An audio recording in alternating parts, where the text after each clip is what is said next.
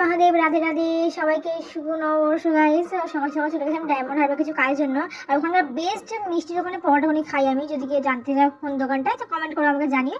তো সন্ধ্যার সময় চলে গেছিলাম ঘুরতে, গোষ্ঠীর মেলা দেখতে। তো চলো তোমাদেরকে দেখাই। তো গাইস, দুঃখের বিষয় হলো আমরা যেই টাইমে এসেছি সেই টাইমে ঠাকুর বেরিয়েছিল রাস্তার।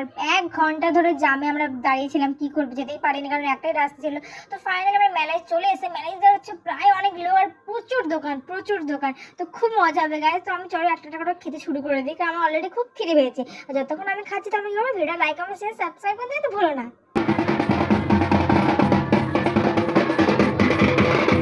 মাঝখানে কিন্তু পেট পুজো মাস্ট।